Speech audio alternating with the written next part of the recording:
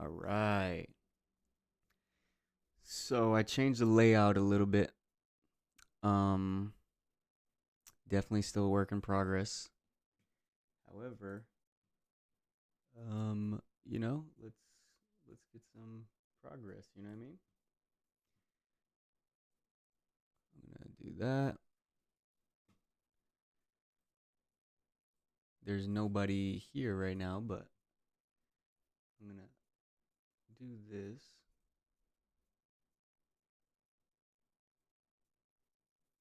so that if anyone does join, we can see the chat.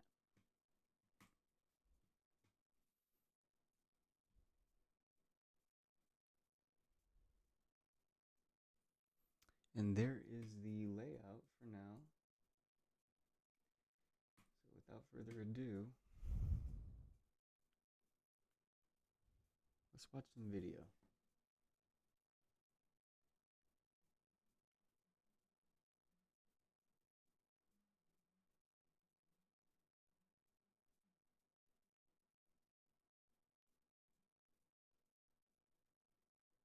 Mm, Actually, not gonna lie, I don't want to watch none of this shit.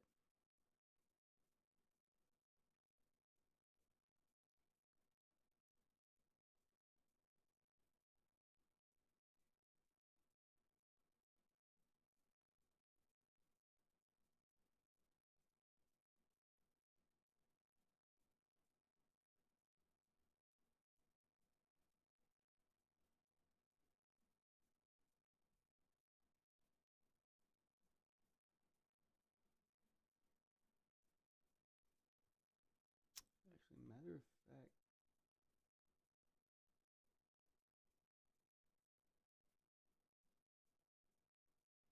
oh, this is the guy that did that video on Palestine, I think.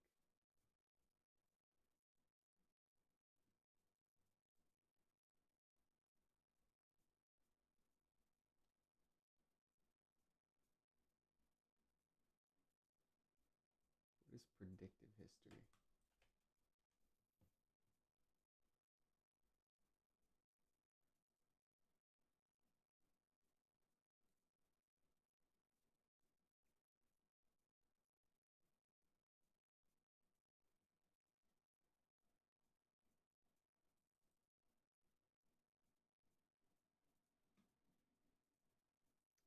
All right, so let's see what psychohistory is. Professor Jiang. I think I saw a video with him explaining Palestine, the Palestine and Israel conflict. Um, I see, like, he did a lot of stuff like that. Wow, the sun just came out. But yeah, he did this. Fuck it, let's watch it.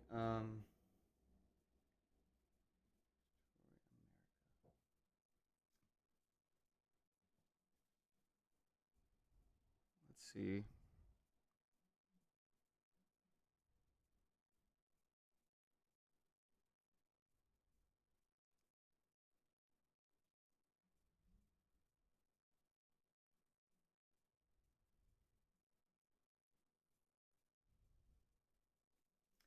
All right, fuck it.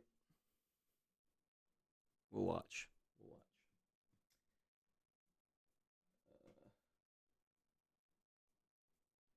I don't understand where to start here, to be honest. Let's see his most popular. How evil triumphs.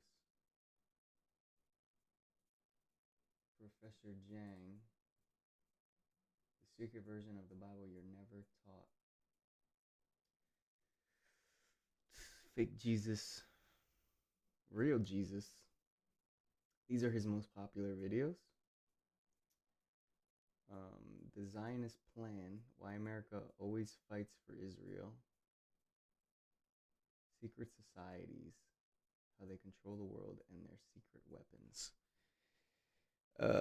I don't know what to put on.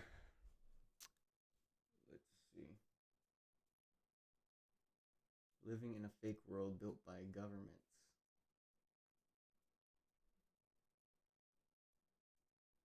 $800 million psyop. what's inside the mind of the chosen ones.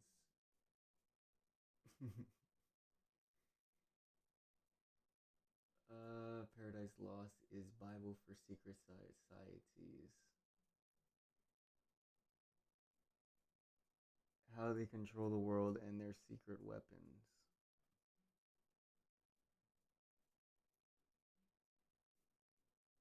Your strategy. World War III begins. Let's game theory. Why the West is doomed. How societies collapse.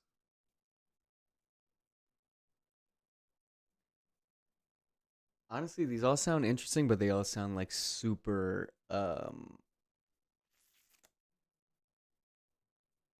don't know how to explain it. Newton's divine plan, the German will to power, the theory of everything.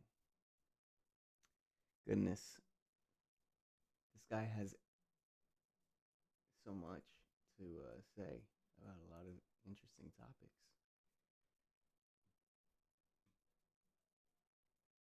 I really don't know where to start here. See how they rule the world and the rituals they perform. This one's only 7 minutes, so let's see this one. Let's see how we feel. I'm Professor Idris, and welcome to ServiceNow University, a playground for learning that's personalized to you.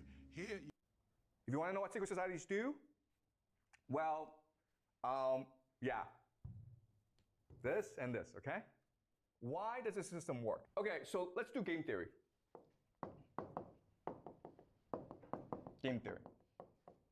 Game theory is just a study of how to win games, okay? It's a very general thing. So let's do a thought experiment and just say there's about 1 million people in the world, okay?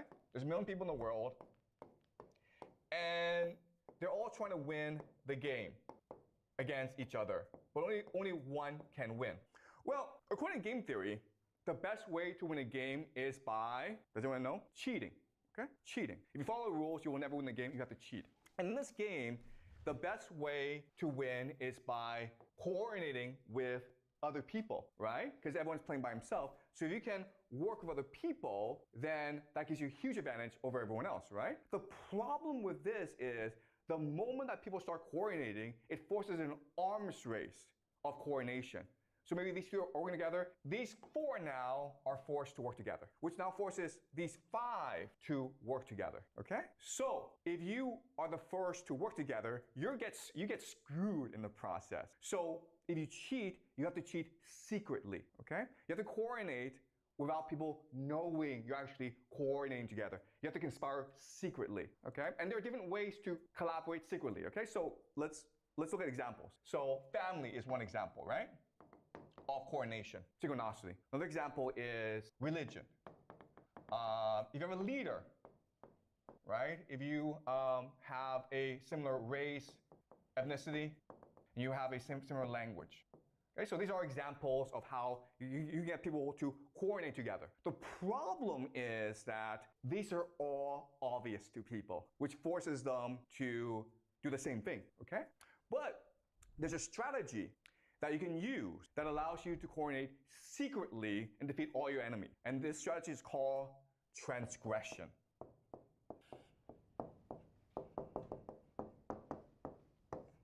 Transgression, the breaking of taboos, the breaking of social norms, the breaking of social laws, transgression, okay? So let's study this concept.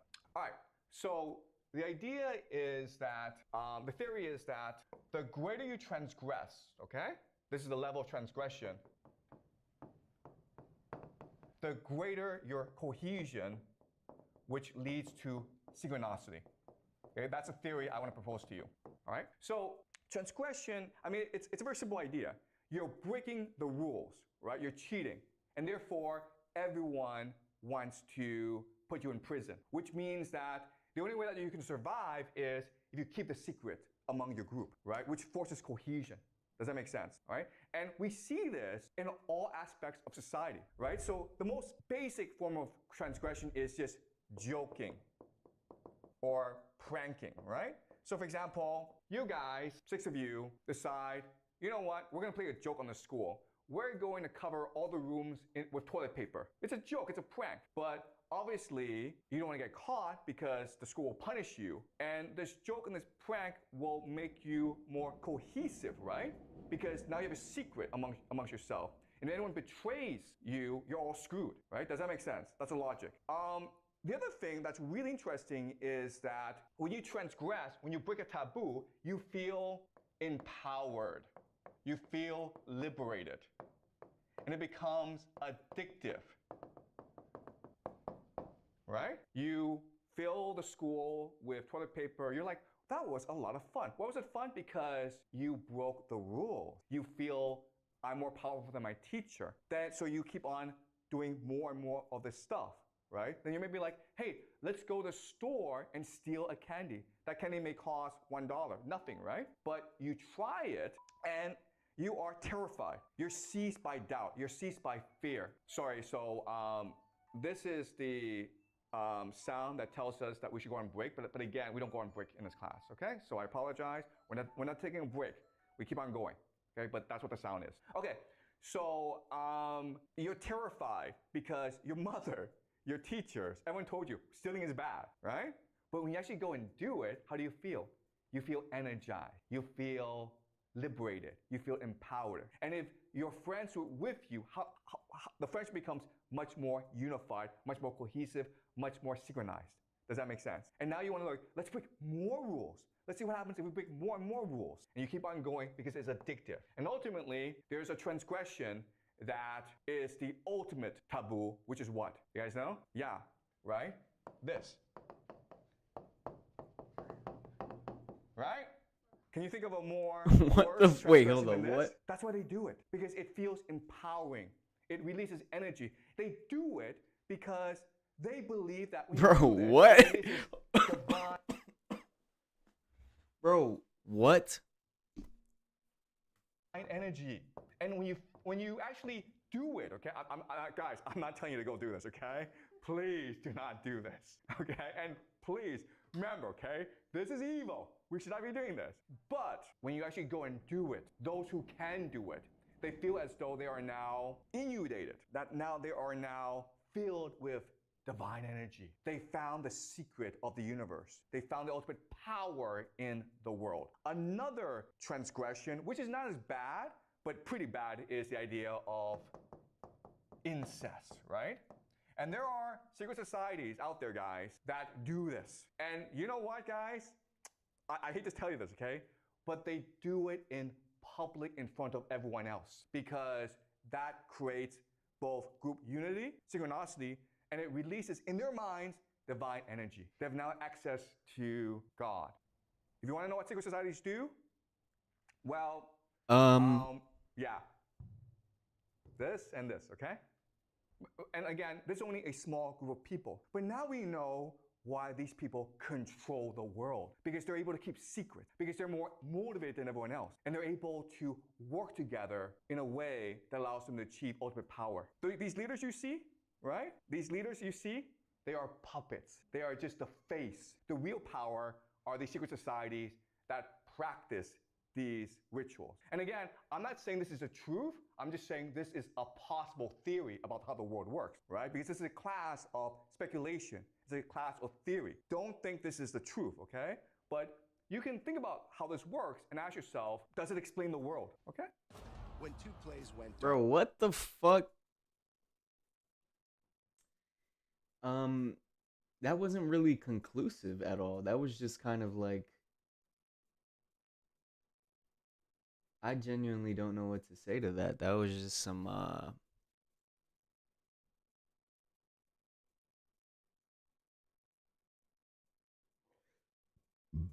I will say the fact that it came out of left field like that, his conclusion there, or whatever we can call that,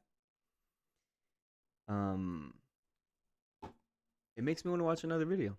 I feel I feel like he might have he might be onto something with these secret societies. You know what I mean? I know my brother Ruben would love these. He would love this guy. I gotta sit down with him and watch this.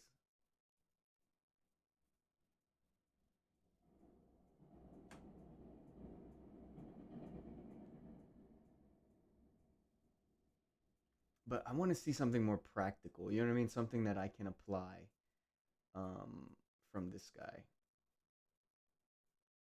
Not talking about this shit that he was just talking about, but like how to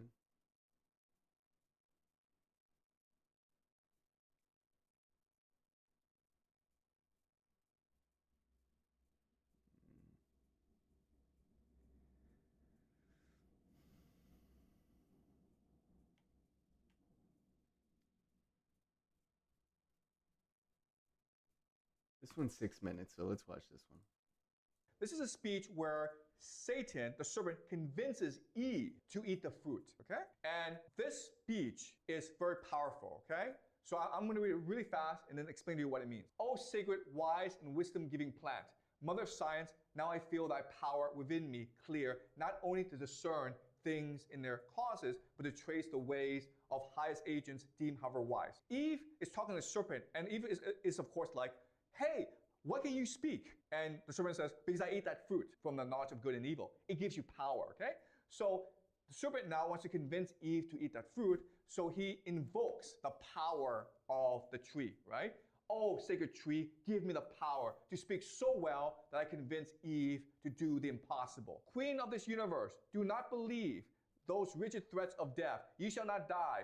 How should ye? By the fruit, it gives you life, to knowledge. By the threatener, look on me who have touched and tasted, yet both live. Okay? So God has warned Eve, Adam and Eve, if you eat this fruit, you will die. And the serpent is saying, no, that's not true. Look at me. I eat the fruit and I'm still alive. And life more perfect have attained than fate meant me by venturing higher than my lot. Shall that be shut to man, which the beast is open? Or will God incense his ire for such a petty trespass and not praise rather your dauntless virtue? What's in the saying here is really important. If he is a true God, he will reward you for your risk-taking, right? He said the fruit will kill you as a test. A true God will want you to become better and better. And you can only do that by transgressing, by making mistakes, by disobeying authority. And a true God would reward you for seeking more knowledge. Whom the pain of death denounce, whatever thing death be, deter not from achieving what might lead to happier life. Knowledge of good and evil, of good, how just, of evil. If what is evil be real, why not known, since E is your shun? We can only be good people if we know what evil is, right? If you don't know good and evil, then you're just stupid, okay? It's because you shun away from evil, you ignore evil, you fight evil, that you're a good person. God therefore cannot hurt you and be just. Not just, not God, nor feared then, nor obeyed. Your fear itself of death removes the fear. Why then was this forbid, okay? So he's asking himself, why would God not allow you to eat that fruit? Why but to awe, why but to keep ye low and ignorant, his worshippers? He knows that in the day ye eat, therefore, your eyes that seem so clear, yet are but dim, shall perfectly be then open and cleared, and ye shall be as gods. So what's in this thing is this? There's two possibilities, okay? Either God is testing you. God really wants you to disobey him because that will allow you to achieve more virtue and knowledge.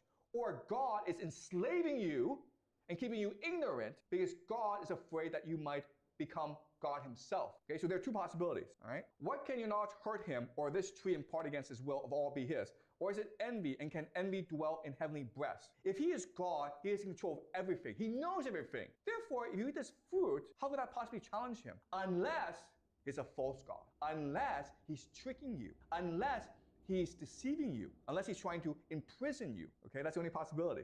Now, this is Satan's speech. And you know, I took Milton in college. I was an English major at Yale, and I took in a semester of Paradise Lost. And at university, I was taught that this speech shows you how clever and evil Satan is. He's lying to Eve. God is invincible, omniscient. You can't eat a fruit and become God. That's ridiculous. Also, Eve is stupid because she believes him, right? That's what you're taught in university. That's what you believe. But this is really important. When you actually read the Bible, Satan is telling the truth. What Satan's logic is what the Bible says, okay? A professor at Yale will tell you that Satan is lying. When you actually read the Bible by yourself, you will see he's telling the truth. So we're going to read the Bible together, okay? This is what the Bible says. This is the word of God, all right? So this is Genesis.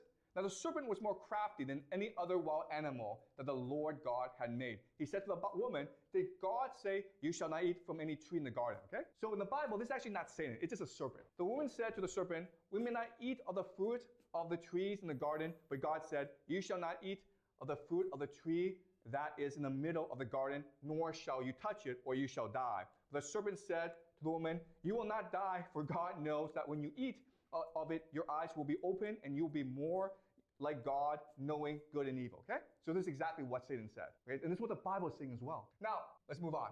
Eventually, God banishes Adam and Eve for eating the fruit. And you believe that they were banished because they disobeyed God. But if you actually read the Bible, that's not what it says. For disobeying God, God punishes both Adam and Eve. Eve now, when she gives birth, will suffer pain, right? And Adam will now have to work hard to grow food. That's the punishment. The banishment is not the punishment. So another question then is, why were they banished? Again, let's read the Bible, okay? So the woman saw that the tree was good for food, and that was a delight to the eyes, and that the tree was to be desired to make one wise. She took of its fruit and ate. And she was also gave some to her husband who was with her, and she ate. Then the eyes of both were opened, okay? So Satan is telling the truth. You will not die. You will learn. You will become higher, okay? Satan was telling the truth, all right? So what did God kick Adam and Eve out? And the Lord God said, see, the man has become like one of us, knowing good and evil, and now he might reach out his hand and take also from the tree of life and eat and live forever. This is why. There are two trees.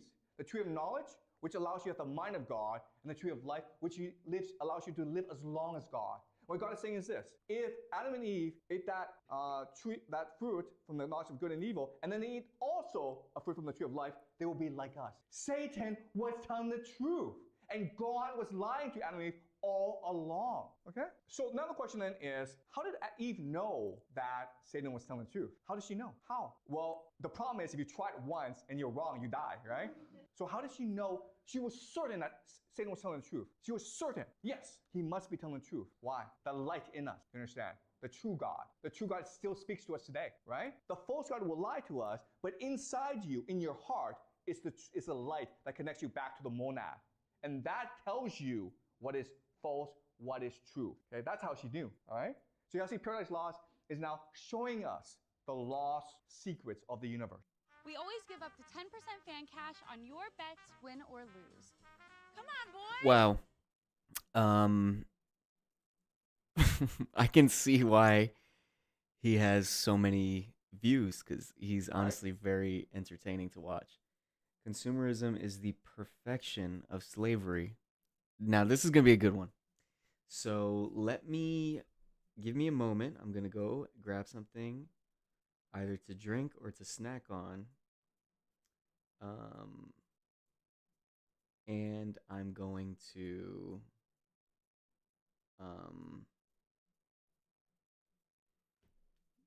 I'm gonna have to do some work on my laptop, but I'm gonna put this on in a moment.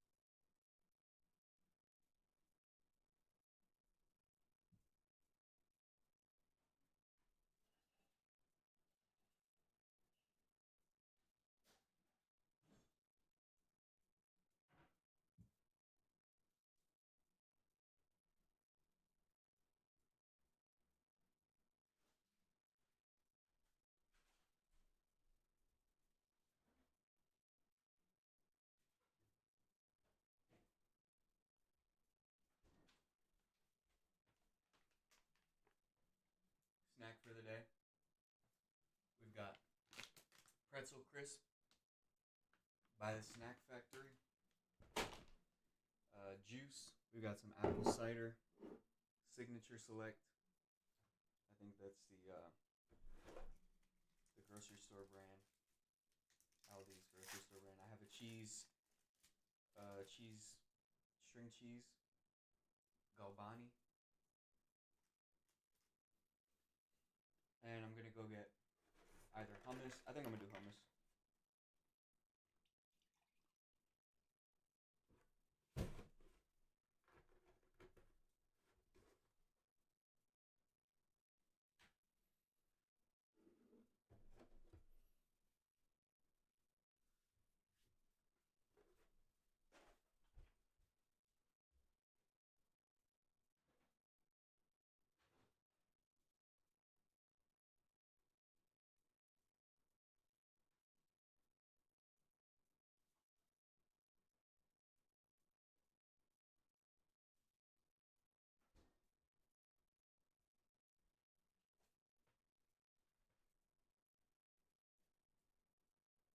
forgive me. I have Sabra, the worst of the hummus brands. But this one was on sale, and it's chimichurri.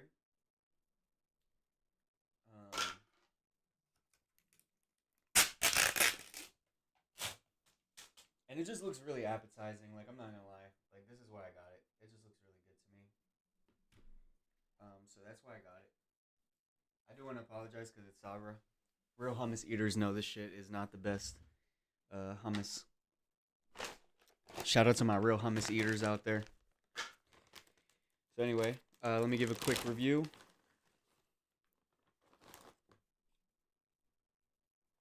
Let's see.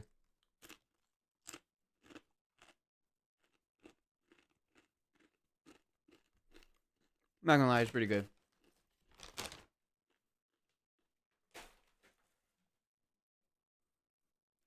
Let me get my laptop as well. Not double dipping. I spun the chip around.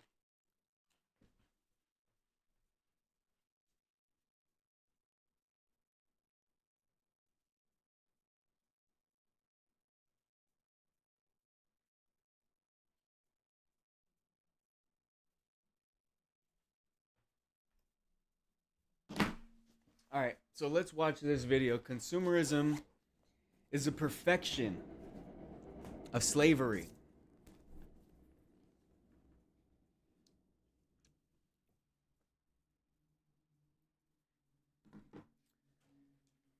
Let's see what he means, because I kind of agree with this.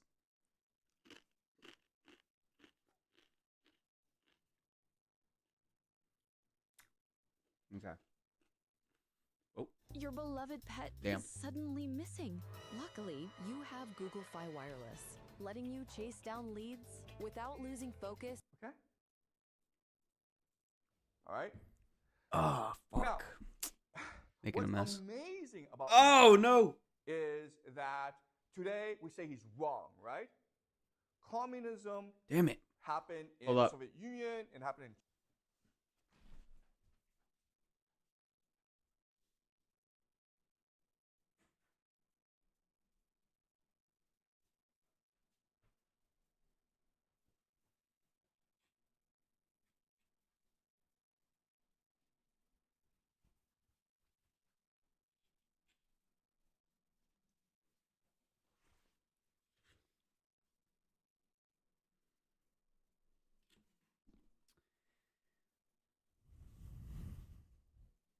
All right. China, but it happened in Europe and in the United States, where Marx said it would happen first because Germany was more industrialized than Russia or China. Okay, does that make sense? That's what we say. If you think about it deeply, okay, Marx was right. After World War II, every society, every industrial society, to some extent, adopted the ideals of communism. Okay, does that make sense?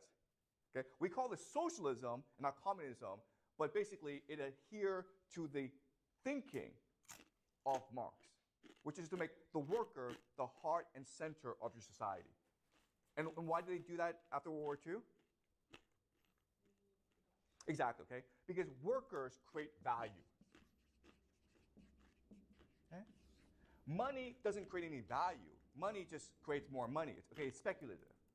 But the workers create value. They're productive. And therefore, you have to treat your workers properly. So in America and in Europe, workers became the heart and center of your society. And the workers, through unions, could demand political reforms. And so our society was geared towards making the lives of the middle class, the working class, better, okay? That's why you had excellent healthcare, great public schools, cheap universities,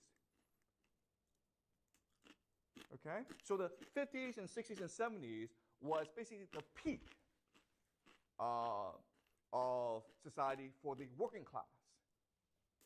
But in the 80s, we start to change this. Why? Why would we want to change the system? It's a great system, right? Marx is right. Having the worker as the heart and center of your society, as the central organizing unit of your society, makes a lot more sense than having money I'm flipping them. as the I heart don't and double center, dip. Okay? But starting in the 80s, I we flipping started to go dip. back to money. Why?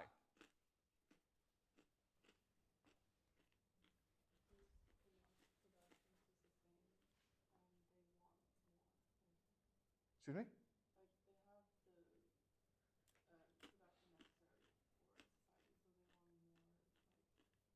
Who wants more? Yes, exactly. Okay. So what happened in the 80s is something called the revolt of the elite.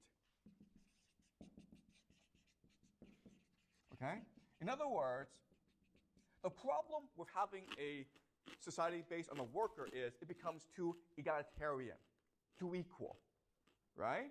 But if you're like the elite, you don't want equality, you want difference. You want to have power and money in your hands. Does that make sense? So the revolt of the elite happened in the 80s, and this is what we call in the United States the Reagan Revolution, okay? The Reagan Revolution. The beginning of neoliberalism, free market capitalism. And in Britain, it was called Thatcherism, okay? Margaret Thatcher, the Thatcher Revolution.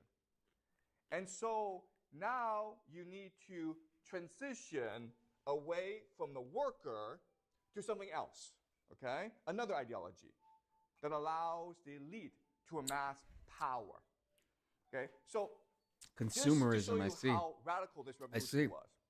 In the 1970s, okay, 1970s, Cheers. if you were a CEO, the head of a company, okay, you were making on average $1 million a year. That's pretty good, right? That's really good money. And that $1 million was more than 20 times the worker. Okay? And that's pretty reasonable. Today, the average CEO in the United States makes $20 million a year. And that is 200 to 300 times more than the average worker in the company. Okay, does that make sense? So in the 80s, inequality started to explode, right? And so they're transitioning from the worker to a new organizing unit called the consumer. Okay? So they needed to destroy the working class, the middle class. And the way they did it was by introducing a new concept called the consumer, okay? So in the 50s, 60s, and 70s, the government promised you a good job. If you were a member of a society, if you were a citizen, I promise you a good job that you would have for the rest of your life, okay? So in the 80s, the government said, I promise you that you have low prices and a wide selection of goods. Okay, does that make sense? All right, so this sounds like a subtle shift, going from the worker to the consumer, okay? But what this meant was a revolution in society, a revolution in politics. So remember that, an example of the worker has to have political consciousness in order to protect his or her rights, in order to organize and unify and push for favorable political reforms, okay? That's what the worker must do, okay? But now let's think about the mentality of the consumer. And to do this, let's do another thought experiment. And the thought experiment is this. Everyone in the school, about 500 people, I decide to give everyone $1 million, okay? So everyone in the school has exactly $1 million to spend. What happens now? Prices go what up. happens now? Use your imagination. What happens? What's the first thing you do?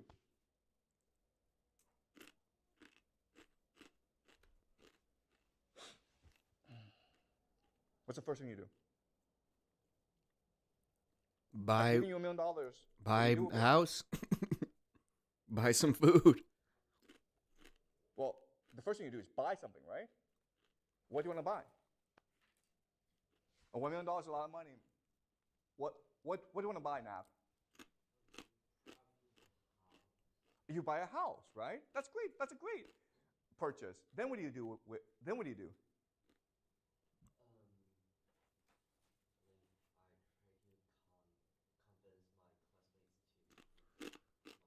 Okay, first thing is Nav buys a house. Then See, then but what do you how? do? Okay. I'm loving Professor Zhang. It's my guy right here. My question is, how is any of this shit applicable to real life, though? Like, how can we use this information to do cool shit?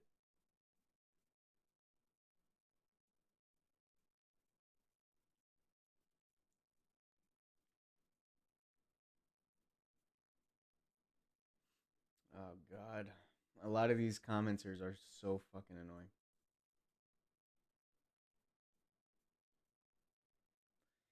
So,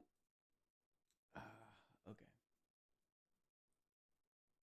I'm gonna comment on here because I actually do want to return to this at some point so we can read these people who respond if they respond to us. Give me a second.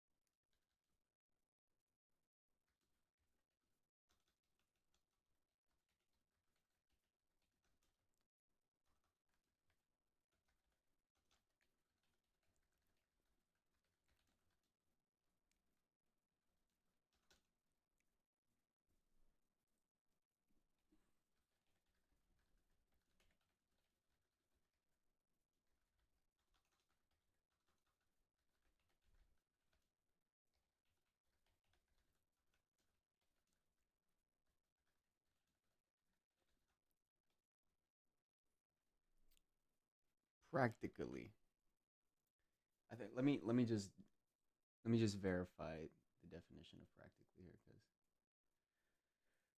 um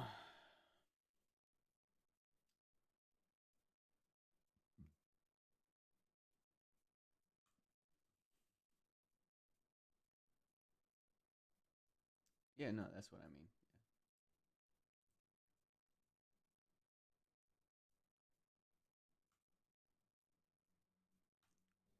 To me? Buy furniture. Then what does he do? There's something that he must do that's very important. What does he buy the house? What does he want to do? He wants to take pictures and post on social media, right? So everyone sees it on social media. Then you see this. Nav has this huge house in Beijing with lots of fancy furniture. What do you do now? You also want to buy a house. But what kind of house? A bigger house, right? And then what do? You also post pictures, okay? Then how do other people feel? You think this is funny, okay? But this happens all the time. So very quickly, what happens in the school? Everybody buys a fucking house. Now the houses are expensive. And you all spend your money, and you all go into debt, right? Because you're in competition with each other to buy the biggest thing. And $1 million is a lot of money, but it's not enough to buy everything, right? So you go into debt. You borrow more money to buy more things. And then what happens?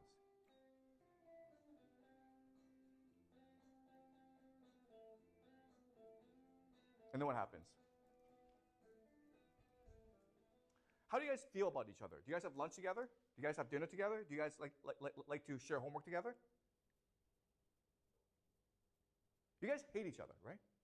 At the end of the day, what will happen is you all go into debt and you all hate each other, right? So that's consumerism. I don't know about that, though.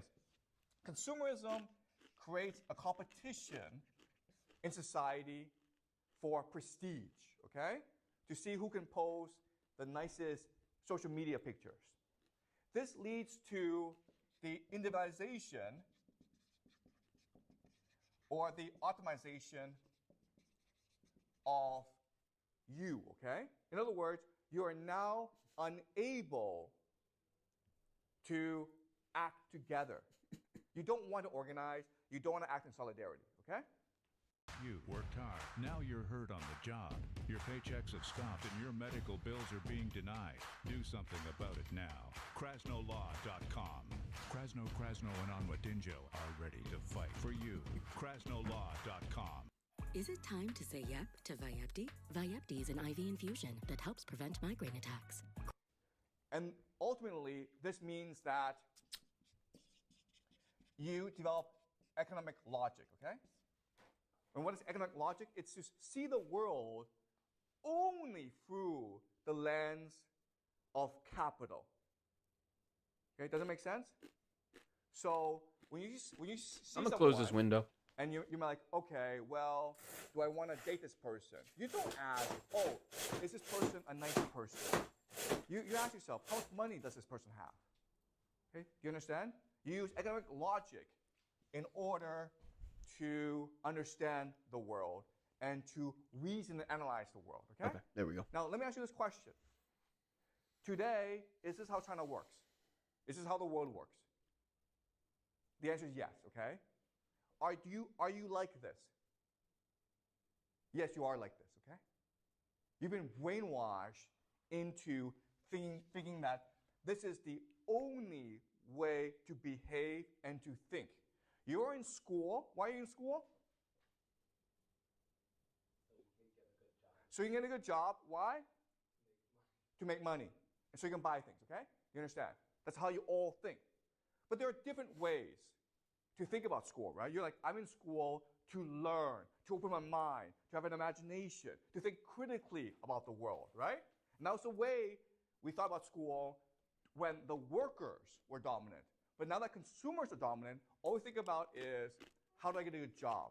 How do I buy a bigger house? Because I want to post it on social media. Okay? So, if you think about this, what this really is the perfection of slavery. Okay? Does it make sense? What does this phrase mean? The perfection of slavery.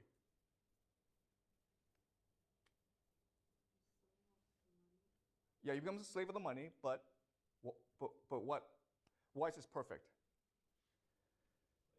You don't even realize it? Yes, okay. You understand? If you're a slave, you rebel, right? But if you don't know you're a slave, and you like this, you choose this, then you will never rebel, okay? So the consumerism is the perfection of slavery, okay? And that's why Francis. Okay, so we're gonna watch this one because it's only an hour long. I have to get off at probably after this one, but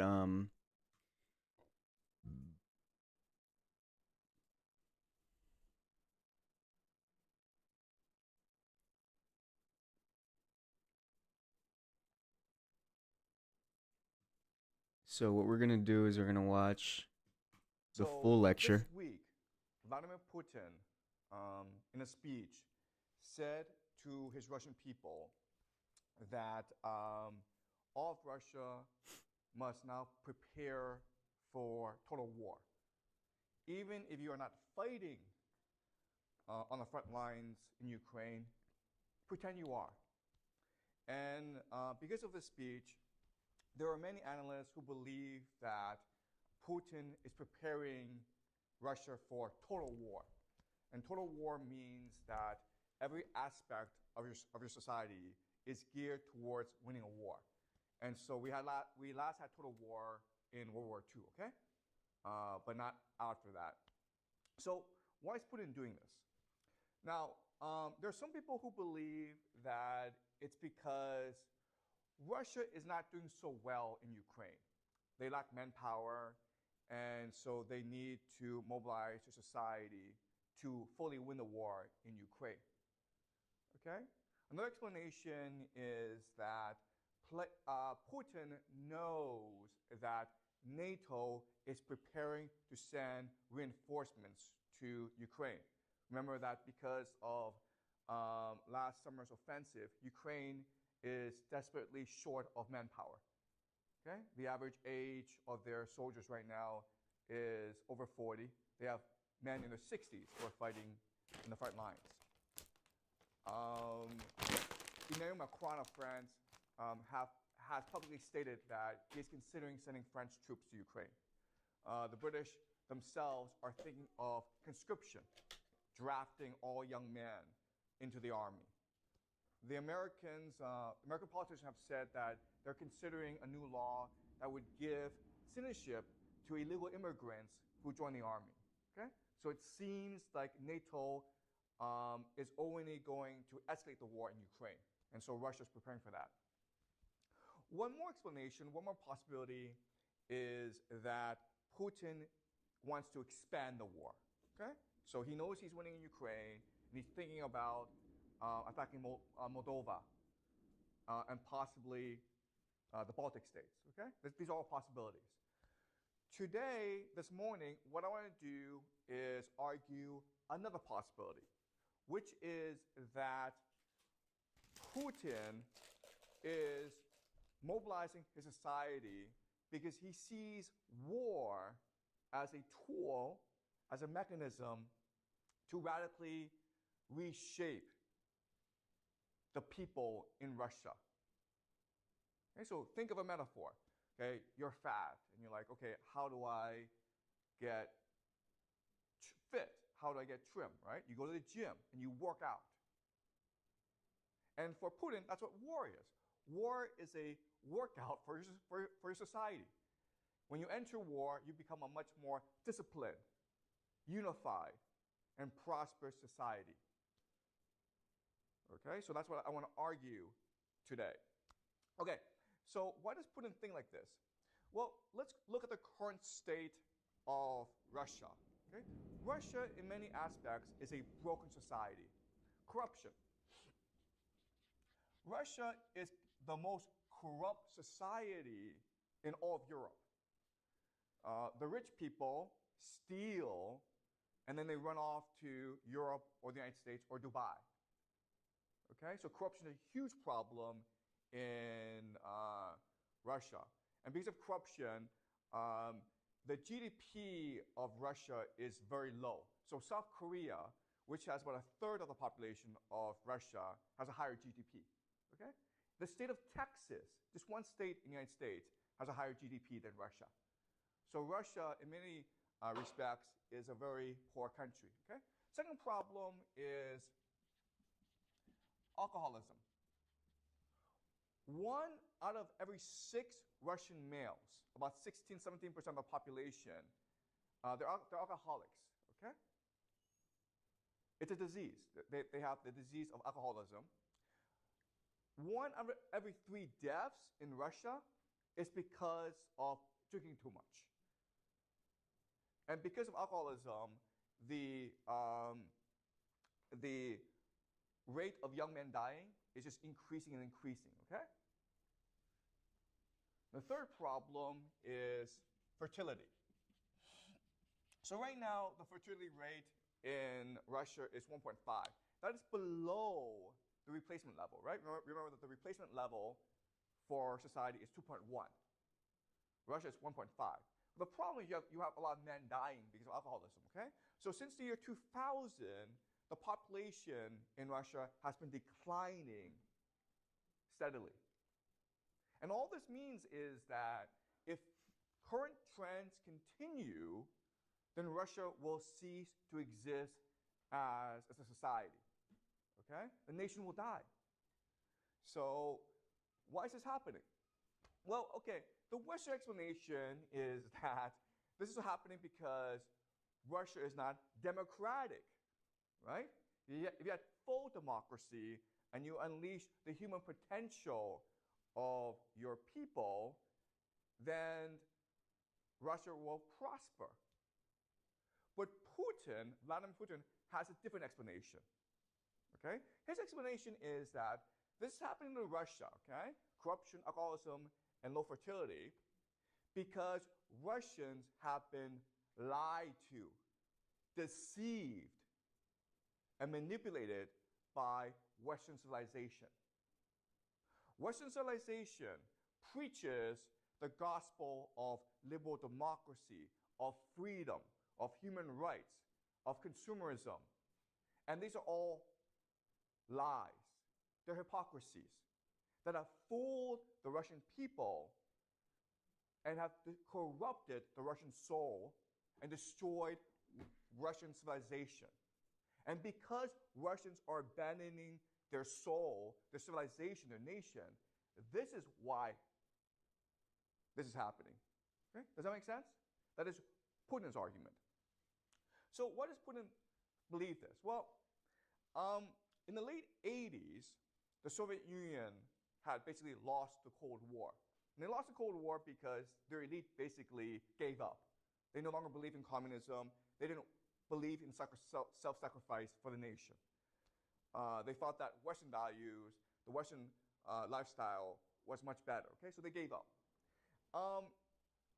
In the late 80s, there was an American historian. He actually works for the American State Department.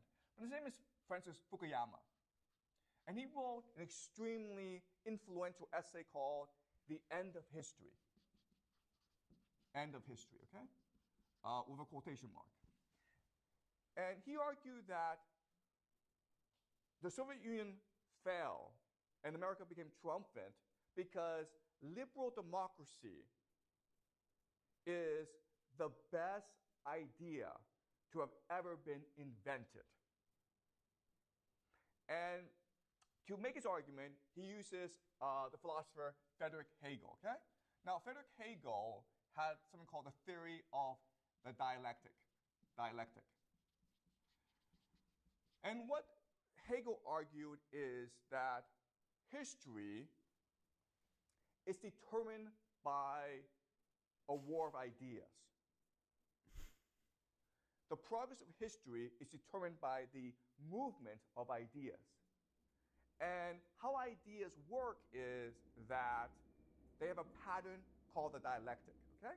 So there's a thesis, a new idea comes into being.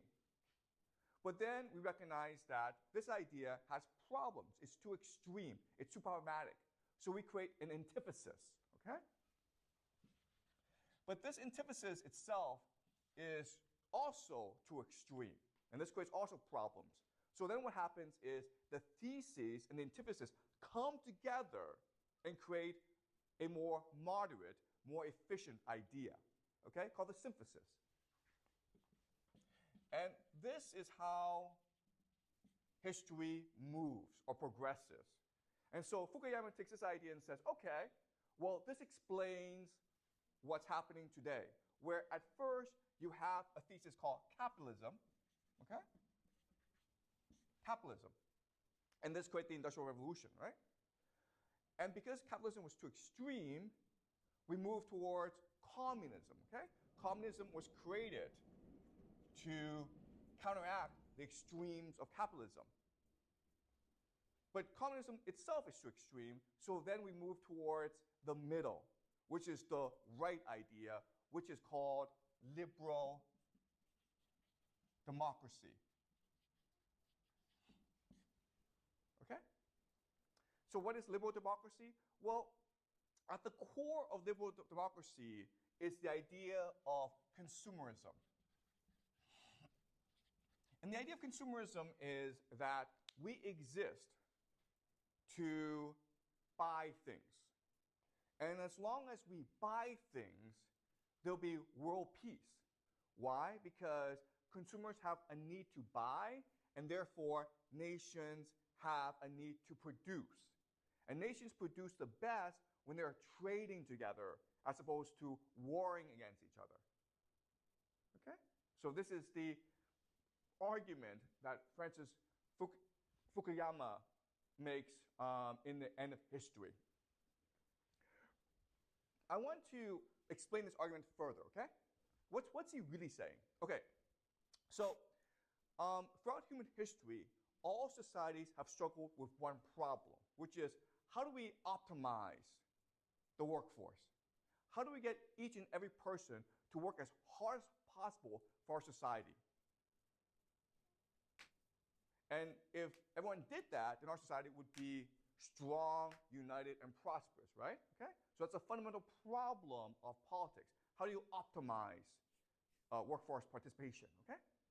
And traditionally, or historically, there have been three answers. The first is war. The second is religion.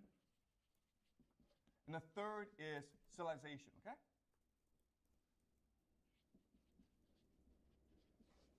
Now, as you can understand, these three things work because they give structure,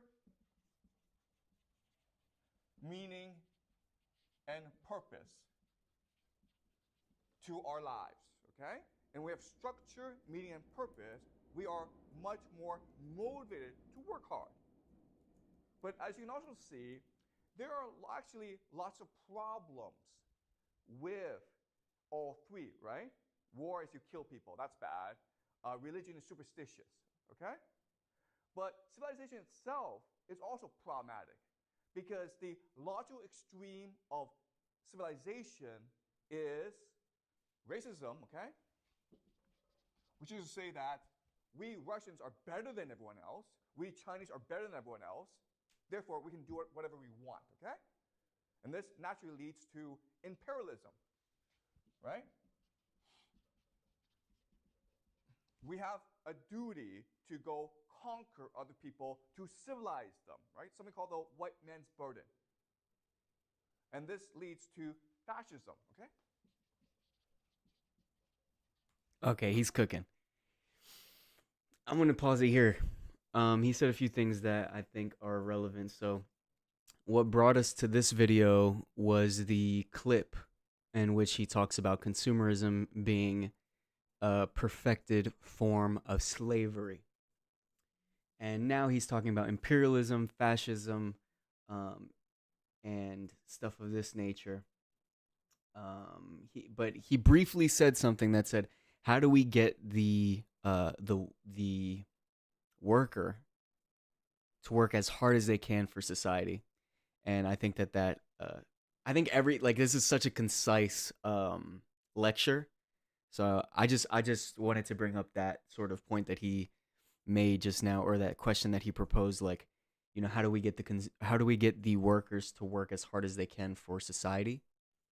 And yeah, if you really, you know, think about sort of where this conversation is headed, he's talking about consumerism, and you know how to get the worker to perform to their highest potential within the structure of society.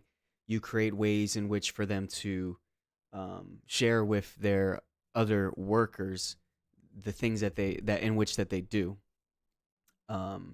So travel, buying a new house, you know, doing some sort of thing like that, you know, producing something.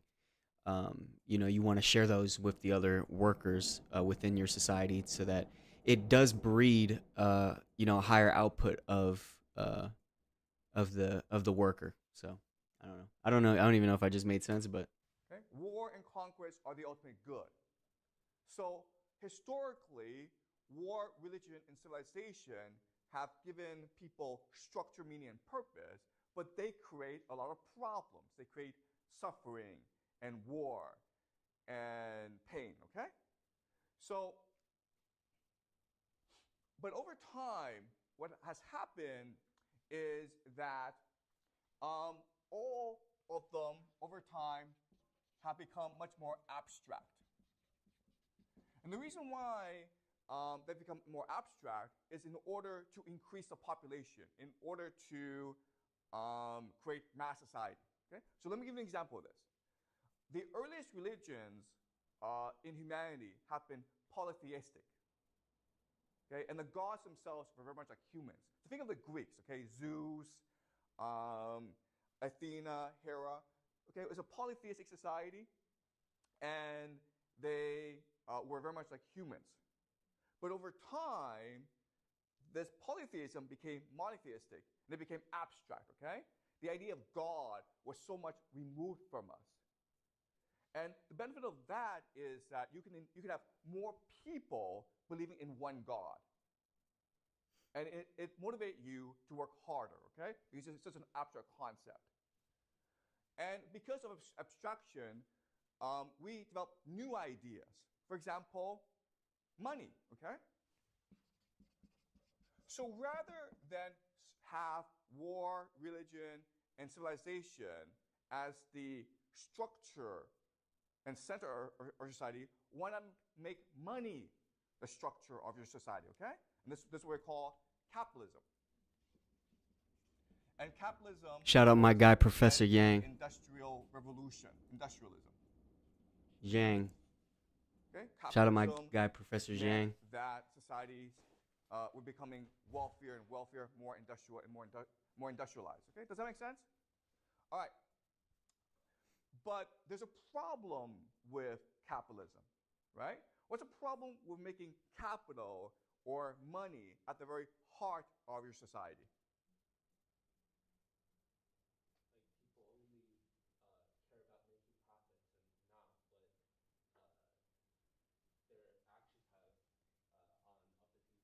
Exactly, okay. So the first major problem with capitalism is it's all-consuming. So as Jack says, all capitalism cares about is the expansion and growth of capital, regardless of its effect on society, okay? Profit for the sake of growing profit. It's an all-consuming idea, which can ultimately lead to the destruction of the planet, okay?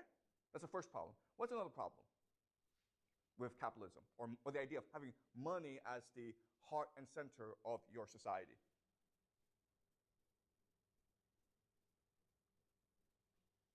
Anyone?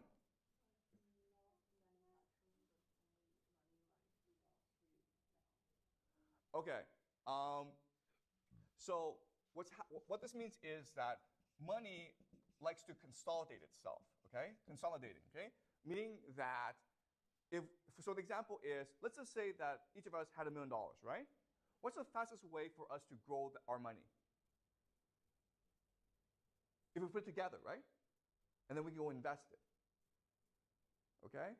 So in other words, if you just let capitalism do whatever it wants to infinity, what happens is that you exactly have one person with all the money. Okay? Does that make sense? Because that's the fastest way to grow money, by consolidating it. Okay, so that's problematic. What else is wrong with capitalism or money? Okay, so another problem is the idea of alienating or dehumanizing.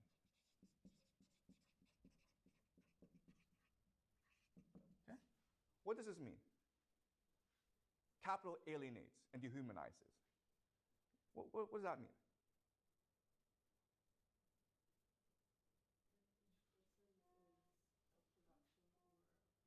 Exactly. Okay. You as a person. Like and subscribe. Right? To be a human. Jay Tilly came in the chat. I'm pinning you. Individual who likes to. We're watching this video by Professor Jang, right? Professor Jang is the fucking GOAT. I just want you to know that. That's really all you have to know right now. He's talking about capitalism, consumerism, slavery. He's talking about imperialism, all types of crazy shit, big words, but he's spitting though. Create and love. But in capitalism, you're only your production value, you're only the amount of money in your bank account, okay? Does that make sense? All right? So for all these reasons, capitalism is really bad. There are actually more reasons, okay? So Karl Marx, now he's talking about communism, Manifesto, points out all these problems of capitalism, and he proposes a solution, which is, okay, rather than make money at the heart and center of your industrial society, make the worker the heart and center of your society, okay? So he makes this argument. But what's very revolution. How's the audio? Can you hear it? Prescient about his argument is this is a natural cycle, okay? This is part of the Hegel cycle where Can you guys hear Dr. or Professor Zhang? Evolution of capitalism. Okay, why? Because I can tune the audio if you need me to. Okay, so let's do the thought experiment. Okay, let's do this thought experiment where your parents have died, and now you're working in a factory in order to survive. How do you feel about this? Your parents have died. There's no one to support you. So at age 16, 17, 18, you have to go off to a factory to make money for yourself. So how do you feel about this? That's fucked up. Are you happy about this? How do you feel? Depressing and lonely and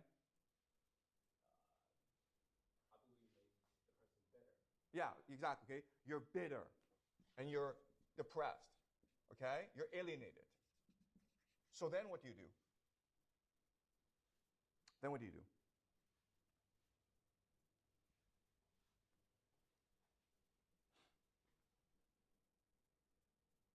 What can you do now? You're bitter, you're angry, you're depressed, you're lonely. So what do you do?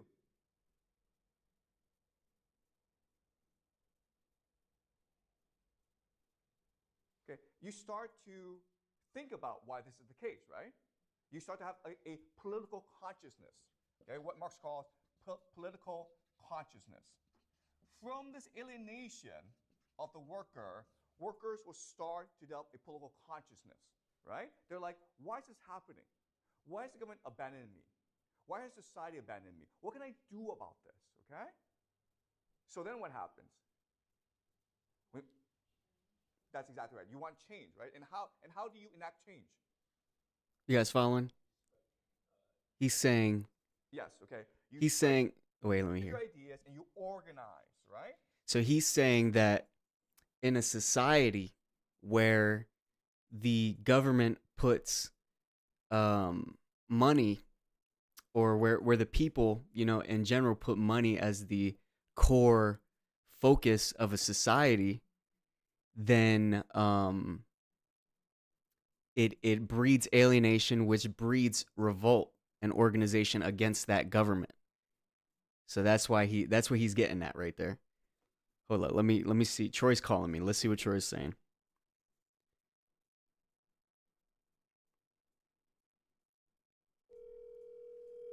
Let's hear what he's saying. Yo, bro. What up, brother? What up? I'm on stream right now. Say what's up to John Tilley. Oh, what up, John Tilley? Hey. Need to we on stream, you said we live? We live.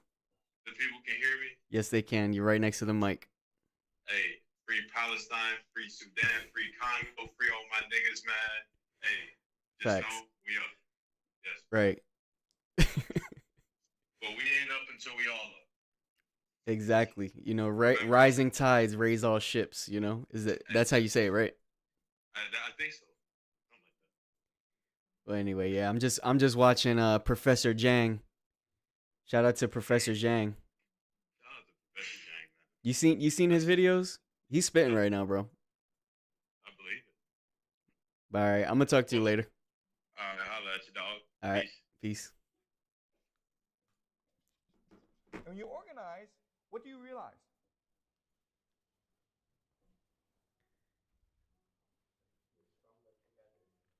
Yeah, what you recognize when you start to organize is the capitalists need you to do the work, right? The capitalists own the capital and the factories, but you're the one who's actually doing the real work. So without you, the factories can't run. So as long as you're united, you can enact whatever political demands you want. Okay, does that make sense? Okay, so for Marx, this is I just sent him the message. Of capitalism. Capitalism leads to the alienation of the working class, which will lead to their political consciousness, which will lead to their solidarity, which will lead to a political revolution. And so you can make the worker as the heart and center of your society. Okay? Does it make sense, guys? All right? Now, what's amazing about Oh, Marx shit. is that today we say he's wrong, right? Communism happened in the Soviet Union, it happened in China, but it happened in Europe and in the United States, where Marx said it would happen first because Germany was more industrialized than Russia or China. Okay? Does that make sense? That's what we say. If you think about it deeply, okay, Marx was right. After World War II, I'm gonna pause because look how crispy Professor Zhang's shirt is, bro. That shit is like steamed, freshly ironed. This man is crispy as fuck. every society, every industrial society, to some extent, adopted the ideals of communism. Okay, does that make sense? Okay, we call this socialism and not communism, but basically it adhered to the thinking of Marx, which is to make the worker the heart and center of your society. And why did they do that after World War II? Exactly, okay? Because workers create value. Okay? Money doesn't create any value. Money just creates more money. It's speculative. But the workers create value. They're productive. And therefore, you have to treat your workers properly. So in America and in Europe, workers became the heart and center of your society. And the workers, through unions, could demand political reforms. And so our society was geared towards making the lives of the middle class, the working class, better, okay? That's why you had excellent healthcare, great public schools, cheap universities. Okay? So the 50s and 60s and 70s was basically the peak of society for the working class. But in the 80s, we started to Reagan. change this. Why? Ronald Reagan. Why would we want to change the system? It's a great system, right? Marx is right. Having the worker as the heart and center of your society, as the central organizing unit of society, makes a lot more sense than having money as the heart and center, okay? But starting in the 80s, we start to go back to money. Why?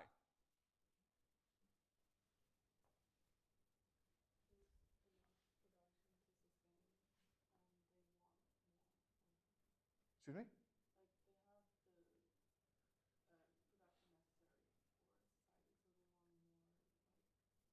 Who wants more? Yes, exactly. Okay. So what happened in the 80s is something called the revolt of the elite. Okay? In other words, the problem with having a society based on the worker is it becomes too egalitarian, too equal, right? But if you're like the elite, you don't want equality, you want difference. You want to have power and money in your hands. Does that make sense? So the revolt of the elite happened in the 80s, and this is what we call in the United States the Reagan Revolution, okay? The Reagan Revolution. The beginning of neoliberalism, free market capitalism. And in Britain, it was called Thatcherism, okay? Margaret Thatcher, the Thatcher Revolution. These goddamn liberals. So now you need to transition away from the worker to something else, okay? Another ideology that allows the elite to amass power, okay? So just to show you how radical this revolution was. In the 1970s, okay, 1970s, if you were a CEO, the head of a company, okay, you were making on average $1 million a year. That's pretty good, right? That's really good money. And that $1 million was more than 20 times the worker. Okay? And that's pretty reasonable. Today, the average CEO in the United States makes $20 million a year. And that is 200 to 300 times more than the average worker in the company. Okay, does that make sense? So So it went from, In the 80s, wait. inequality started to. I think you said it went from 50 times, or no, from 20 times to 200 times. So 10, I don't know. I can't do math. Explode. Right? And so they're transitioning from the worker to a new organizing unit called the consumer. Okay? So they needed to destroy the working class, the middle class. And the way they did it was by introducing a new concept called the consumer, okay? So in the 50s, 60s, and 70s, the government promised you a good job. If you were a member of Damn, I think Jay society, Tilly you were a left. citizen, I promise you a good job that you would have for the rest of your life, okay? He's missing the best So part. in the 80s, the government said, I promise you that you have low prices and a wide selection of goods. Okay, does that make sense? All right, so this sounds like a subtle shift, going from the worker to the consumer, okay? But what this meant was a revolution in society, a revolution in politics. So remember that, an example of the worker has to have political consciousness in order to protect his or her rights, in order to organize and unify and push for favorable political reforms, okay? That's what the worker must do, okay? But now let's think about the mentality of the consumer. And to do this, let's do another thought experiment. And the thought experiment is this. Everyone in the school, about 500 people, I decide to give everyone $1 million US, okay? So everyone in the school has exactly $1 million US to spend. What happens now? Think about this. What happens now? Use your imagination. What happens? What's the first thing you do? All right, I'm going to skip this part because we just watched this part. What do you do with it? Damn. Let me wipe down my keyboard because... Well, the first thing you do is buy something, right? Then what do you do? So how do you feel? You think this is funny, okay? But this happens all the time. So very quickly, what happens in the school?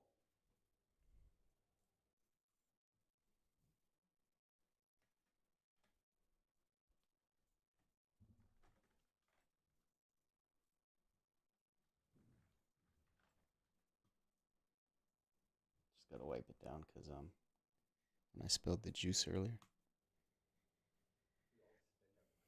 And you all spend your money, and you all go into debt, right?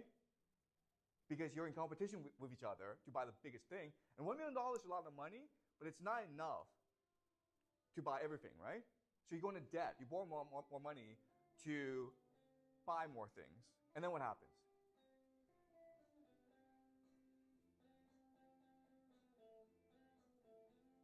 And then what happens? How do you guys feel about each other? Do you guys have lunch together? Do you guys have dinner together? Do you guys like to share homework together? You guys hate each other, right? At the end of the day, what will happen is you all go into debt and you all hate each other, right? So that's consumerism. This is what consumerism is. Consumerism creates a competition in society for prestige, okay? To see who can pose the nicest social media pictures. This leads to the individualization or the optimization of you, okay?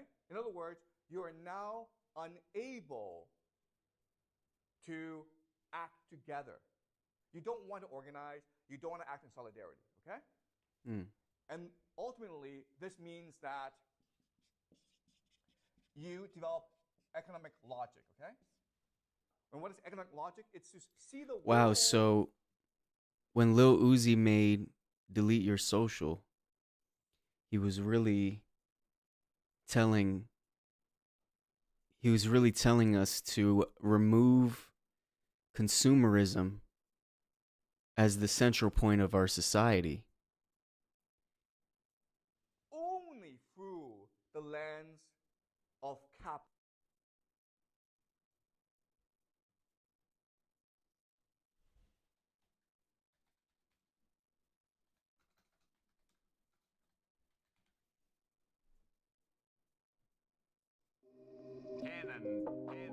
No, I walk with the racks on me. Bad bitch want back, and you know she stole that ass on me. I don't want that girl cause she want me cause the cash on me. Yeah, you know she capping, homie. Dreadlock that cap on me. Back then they napped on me. Now they all just act on me. Now I'm hot, they all on me. Pull out the Snapchats on me. I ain't got no Snapchat, homie. I think it's too personal. That's what I got Twitter for. Instagram, I bag yo. Back then they napped on me. Now they all just act on me. Now I'm hot, they all on me. Pull out the Snapchats on me. I ain't got no Snapchat, homie. I think it's too personal. That's what I got Twitter for. Instagram, I bag yo. Back then they napped on me. Now they all just act on me. Now I'm hot, they all on me. Pull out the Snapchats on me. I ain't got no Snapchat, homie. I think it's too personal. That's what I got Twitter for. Instagram, I bag yo. Like flex on you haters. Hi haters. This is my world, so it's all in my favor. I like all girls, yeah. All types Damn, of man. favors, but that don't matter, I remember this shit. got my baby. Pull up right there, Mercedes. Oh, I don't wanna like the Navy. For that girl to the sun down, number one, like I'm a great. 2016. Say that you made me. Go ahead and make another one. Do what I Rest in want, peace, cause I'm Harambe. just none. I'm a lover till the love is done. Took your girl, she ain't try to run. Hit from the back so her legs get numb. Hit from the back so long that my own legs starting to get numb. Sucking me up, give me brain, now she dumb. Tell her it's repercussions. Play her just like a drum. Making a night where you making a month. Back then they napped on me. Now they all just act on me. Now I'm hot, they all on me. Pull out the Snapchats on me. I ain't got no Snapchat, homie. I think it's too personal. That's what I got Twitter for. Instagram, I bag yo. Back then they napped on me. Now they all just act on me. Now I'm hot, they all on me. Pull out the Snapchats on me. I ain't got no Snapchat, homie. I think it's too personal. That's what I got Twitter for. Instagram, I bag yo. Boy said that you made me. Go ahead and make another one. Do what I want cause I'm trusting none. I'm a lover till the love is done. All right, that definitely is gonna get me flagged, but it's fine. Okay, does it make sense? So when you see someone and you're like, okay, well, do I want to date this person? You don't ask, oh, is this person a nice person? You ask yourself, how much money does this person have? Okay, do you understand? You use economic logic in order to understand the world and to reason and analyze the world, okay? Now, let me ask you this question. Today, is this how China works? Is this how the world works? The answer is yes, okay? So, Are you like where is he this? located? Yes, you are like this, okay? Hmm. You've been brainwashed into thinking that this is the only way to behave and to think. You're in school. Why are you in school? To make more money. So you can get a good job. Why? To make money. And so you can buy things, okay? You understand? That's how you all think. But there are different ways to think about school, right? You're like, I'm in school to learn, to open my mind, to have an imagination, to think critically about the world, right? And that was the way we thought about school when the workers were dominant. But now that consumers are dominant, all we think about is, how do I get a good job? How do I buy a bigger house? Because I want to post it on social media. Okay? So, if you think about this, what this really is the perfection of slavery. Okay? Does it make sense? What does this phrase mean? The perfection of slavery.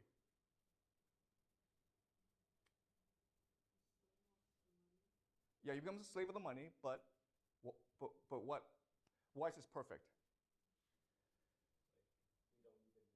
Yes, okay? You understand? If you're a slave, you rebel, right? But if you don't know you're a slave, and you like this, you choose this, then you will never rebel, okay? So the consumerism is the perfection of slavery, okay? And that's why Francis Fukuyama thinks that consumerism is the end of history, because it is a system that achieves what the elites want, and the masses are unwilling and unable to protest and rebel. Okay, does that make sense? It's a perfect system. Okay, so,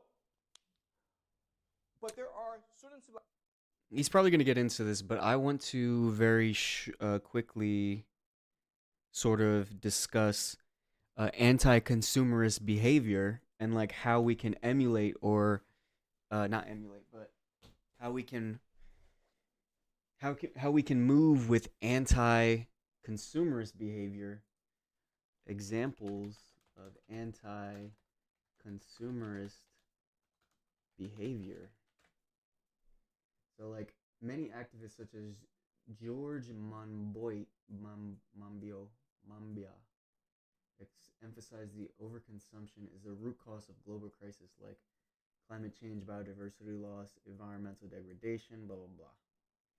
And anti-consumerist behavior, 90 ways to opt out of consumerism. Let's see. Start a gratitude practice. These are lame. But like anti-consumerist behavior like is essentially revolt. Anyway, I can't find any examples right now, but I would love to discuss that in the future. Rebel against slavery intrinsically. It is in their nature to rebel against slavery. And one of these civilizations is the Russian civilization. Okay? So when you impose slavery on Russians, they become corrupt, they become alcoholics, and they refuse to have babies. That is why Russia is failing as a society, because slavery is being imposed on Russians by the Westerners, and the Russians refuse to be slaves. But because the system of consumerism is so perfect, Russian people lack a understanding of how to rebel against the system, and that's why Russia is falling apart.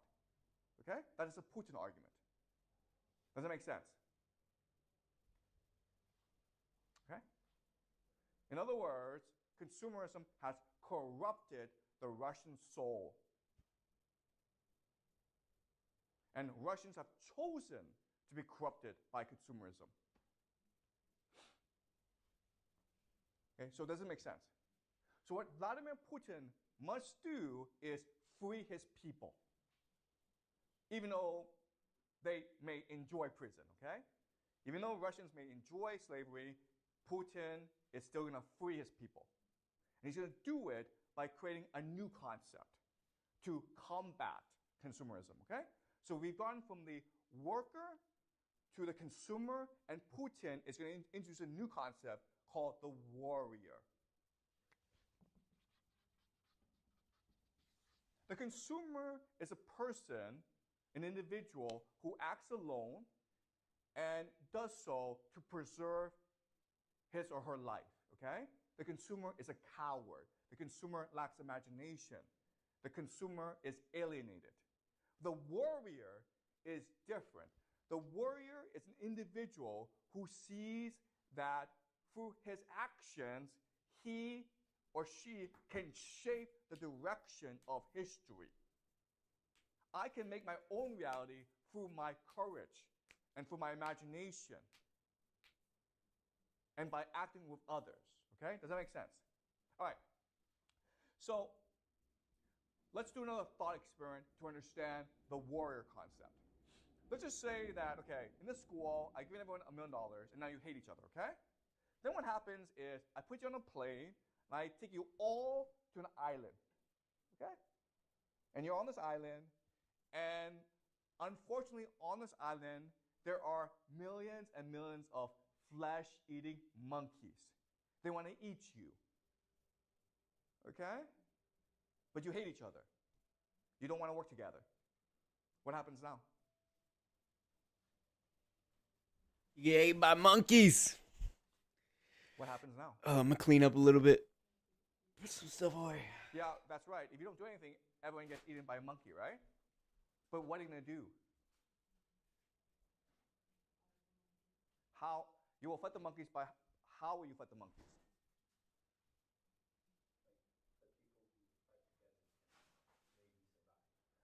what's going to happen is that everyone is going to put aside the differences and work together to fight the monkeys, okay?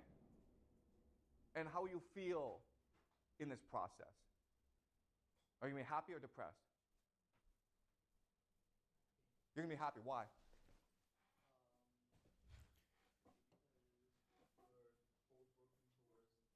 Exactly. You're all working towards the same goal, okay? Structure, meaning, and purpose, okay? That's what war does. War gives you structure, meaning, and purpose so you feel happy about yourself, okay? Now, just say that during this war, like Celine dies, okay? Now what happens?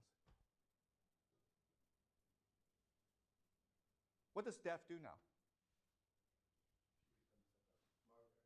Yeah? Yes. And so Celine dies, she becomes a martyr. You all celebrate her, remember her, you give her a great funeral, and then what do? You fight harder. Do you understand? Because the death gives you purpose.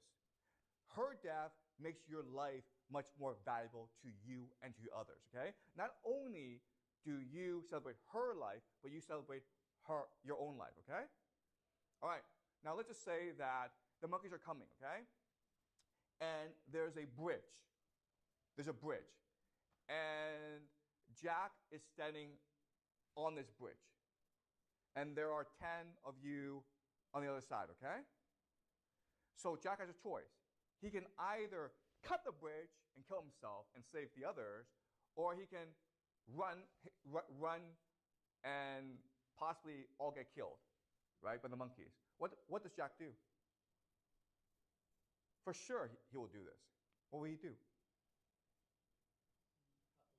He's going to sacrifice himself, okay? Do you understand?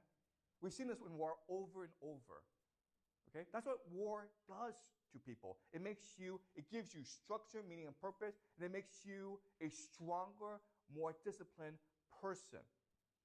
Okay? Does that make sense? Right? So that's the thought experiment. So, in theory, then, when Putin launched this military operation, it's called a special military operation in Ukraine back in February 2022, then we should see improvements in Russian society. Okay? Does that make sense? So, what's happened in Russia since this war? Are people happier? Probably not. People are happier.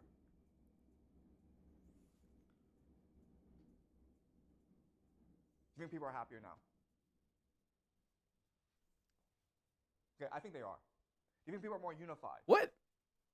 Happier? I think they are, okay? So one example of this is the Russian economy is surviving U.S. sanctions. In fact, it's getting stronger and stronger. Why? Because people are More unified, but economy, happier? Okay? So an example of this is that every month, Russia is producing 150,000 ammunition cells, okay, for the war. Every month, Russia is producing more ammunition shells for the war, okay, 150,000. Can you guys guess how much the United States produces every month in comparison?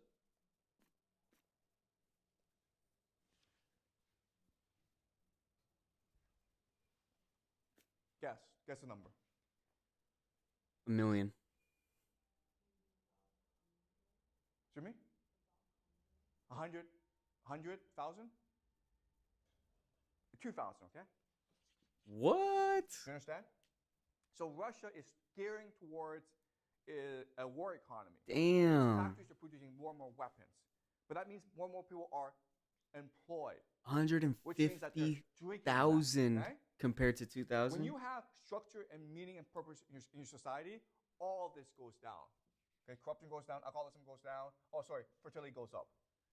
Right? What? Does that make sense? He's blowing my mind right now. Hold up. So, Wait. Fertility goes up.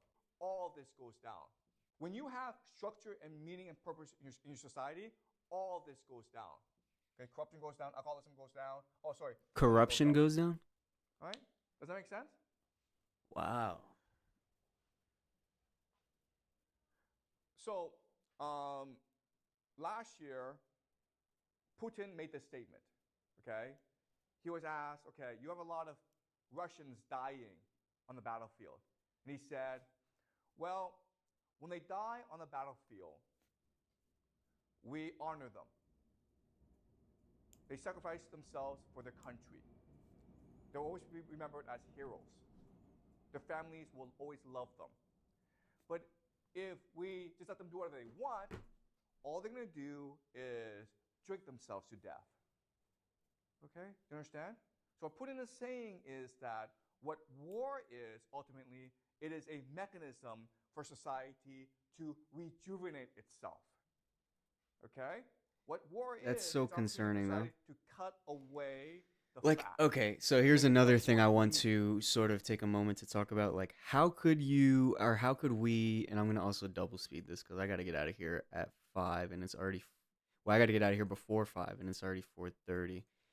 But how can you create meaning in a society without relying on war and without relying on conflict with an opposing force? Like, for example, in my motherland, Puerto Rico, if we were to try to fight for independence there, that would be a very fruitless, in my opinion, war. Like, we would be fighting the United States of America, and there's just not enough anything that we could do, like to fight the army, like the United States Army.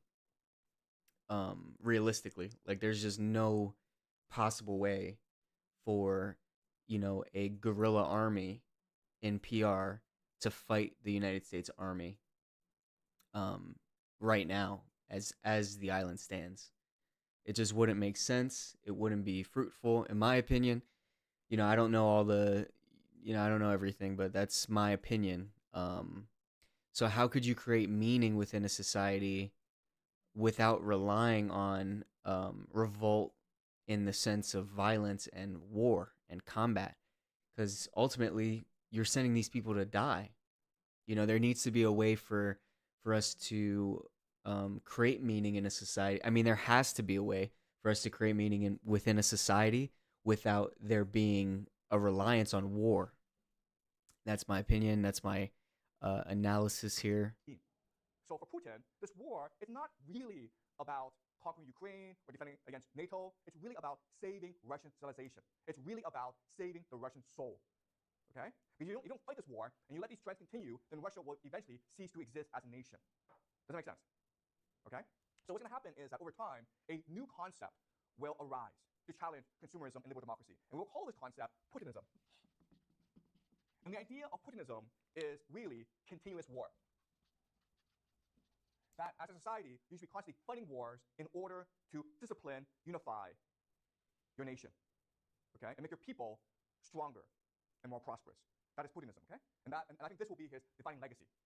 And Putinism is a direct response to liberal democracy, okay? So we will shift a society from one that is based on the consumer to one that is based on the warrior. Does that make sense, guys? Okay? Any questions? I like that. I like that analysis that you just made. Oh, so Celine asked a question.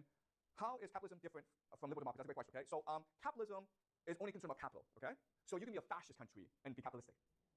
So capitalism, many people will say, leads to fascism. So Nazis were extremely capitalistic. They see communism, the Soviet Union, as a direct threat to its existence, okay? The idea of a liberal democracy is the participation of everyone in the generation of capital.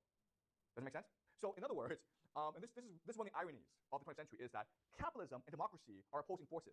And the idea of liberal democracy is to put the two together in a synthesis as to explain away or ignore the contradictions, okay? But capitalism and democracy are contradictions. Does that make sense? Okay, Capitalism and democracy are contradictions.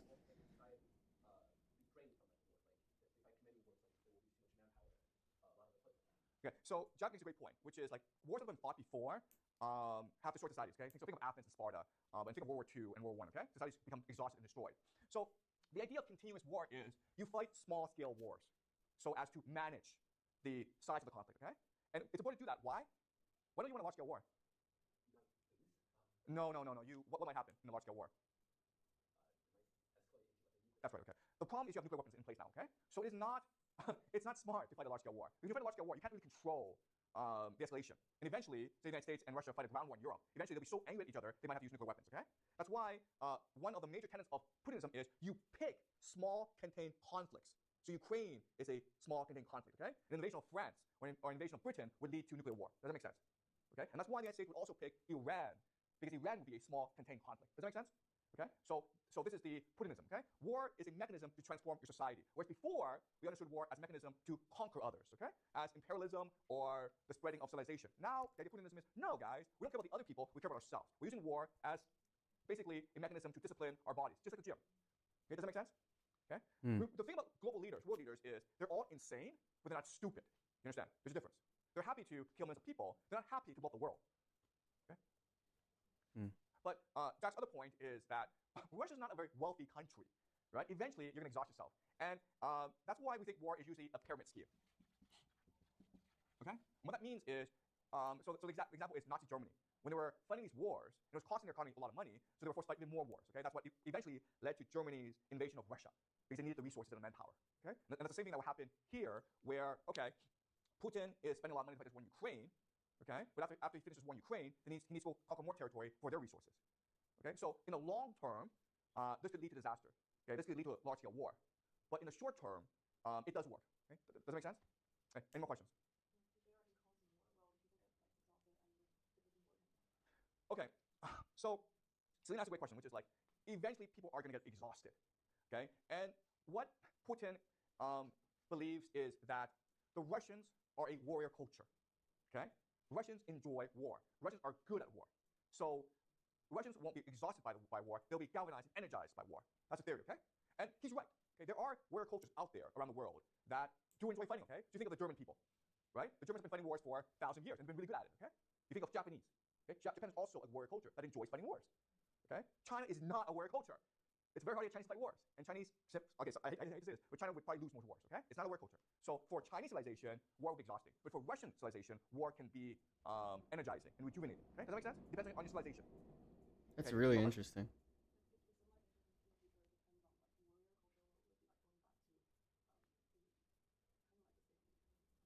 Okay, so what's going to happen? And the answer is that warrior culture works right now, okay? Because warrior culture beats consumer culture easily.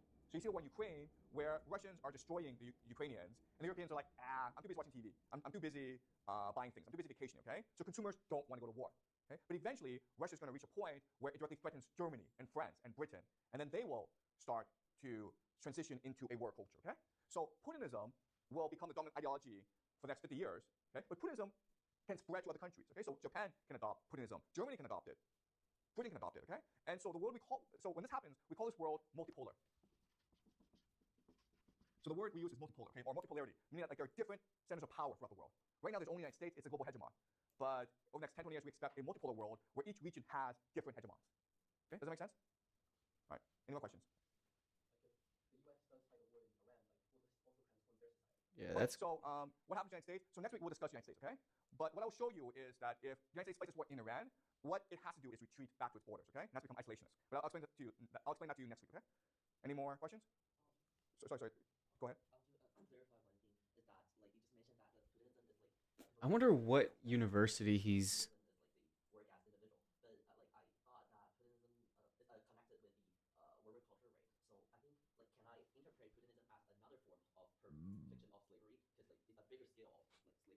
Okay, so that's a great question, okay? So we just said that consumer culture is the profession of slavery, but is warrior culture slavery? And you can make the argument that it's actually anti-slavery. Why? Why? What can the warrior do that the consumer cannot do? What's the problem with having a warrior culture, really? Excuse me? No, what can warriors do that consumers will never do? Guys, warriors can rebel, right? Warriors can mutiny. They're going to be like, you guys are terrible, we're going to rebel against you, okay? You understand? Does that make sense to you? Consumers don't do that. Consumers are like, I'm going to rebel. I'm going to stop buying things. No, don't do that. Okay? You'll never be like, I'm going to stop buying things because I think it's bad for the environment. You won't do that. Whereas warriors are like, you know what, I don't like this leader. Let's march to Moscow and get rid of him. They can do that. And they do it all the time. That's why warrior culture is so destructive. And that's why warrior culture was so dominant before, and then we got rid of it. Because for political leaders, warrior culture is a direct threat. Does that make sense? Okay. So, but in this question, this reveals a contradiction in Putinism, okay? What is the ultimate problem in Putin turning his entire country into a war society? What's the problem with that? And it's a huge problem for Russia. And this is why ultimately Russia will not triumph in a multipolar world. In fact, it'll probably fall apart. Why? For a warrior culture to triumph, what does it need? Warriors fight best when what? When there's a king, guys. When there's a king. That's why we have kings, right? So what's the problem with Putin's Russia? What's going to happen to Russia? Guys, eventually Putin's going to die. You understand? Eventually he's going to die. And then what's going to happen? The country's going to fall apart because it's a warrior culture. And you have these different generals fighting each other for total control. It's going to be civil war. Okay? Putin right now is a strategic genius. He's the king. Everyone admires him. So he unites everyone. And he can direct all society into total war. But when he dies, this society is going to fall apart. Okay? That's why Putin's legacy will not be a strong Russia. It will be Putinism. Okay? The idea of continuous war. Russia may not survive without Putin. Okay? And quite honestly, when you have a great leader like Putin, it's impossible to replace him. Right? No one would have his genius and authority and ruthlessness. Okay? Does that make sense? Okay? All right. And David, you had a question? So I was wondering, does the whole Russia agree with this Putinism? Like, is there possibilities that there will be like rebellions in the future? Okay, so David asked a great question. Okay, how much of society agrees with Putin? And the answer is, like, most people don't like to go to war. Okay, most people are scared by war. But ultimately, society is determined by those who are willing to act on their beliefs. Okay, so when we look at America, look, the Israel lobby, they're only a small fraction of the American population, like less than 1%. Okay, but because they're willing to act and they're organized and they're determined, they get their way. Okay, does that make sense? Same thing in Russia, where at most, okay, I would say at most, you have 10% who are like, oh, Putinism is a great idea. Let's go conquer the world. Okay, at most you have 10%. Most people are like, we want peace. We want to live our lives. I have children. I want my children to be safe. I don't want to send my children to war. Okay, but again, history is determined by those who are determined to act in unison. Okay, so it's usually the most extreme individuals who get their way. Does that make sense? Okay, but thanks for the question. Okay, any more questions?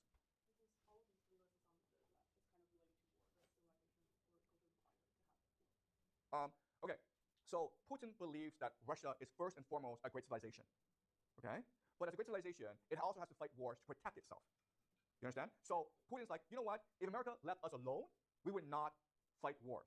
Okay, it's only because America insists on encircling us, insists on trying to destroy our culture, our civilization, that we must fight a war.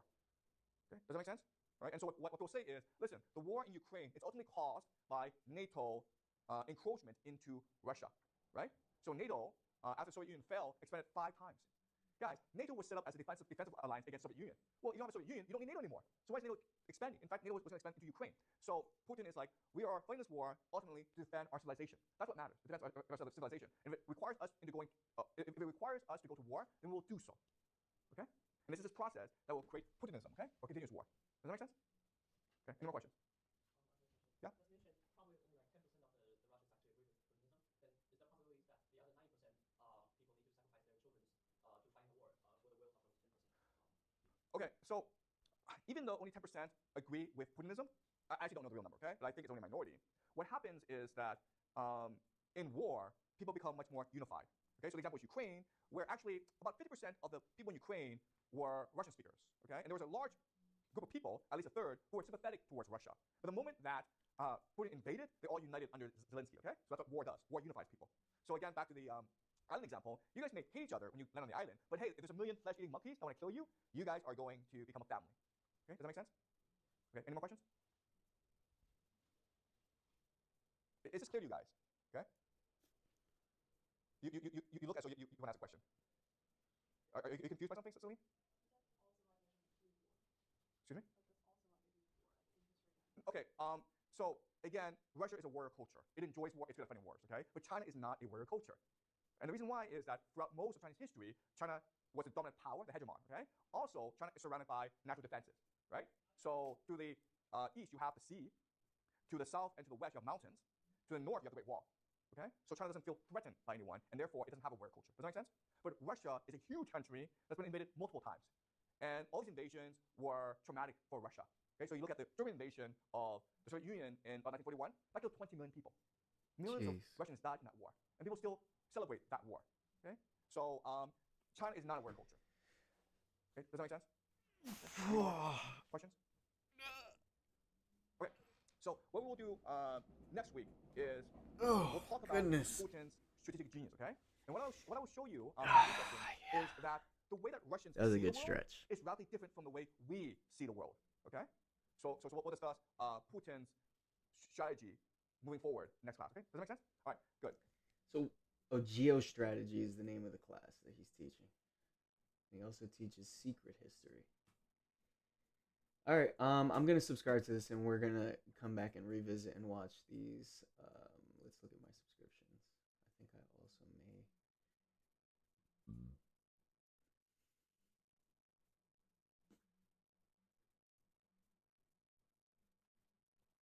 All right, I think that's it for now. Have a good one. We will continue at some point.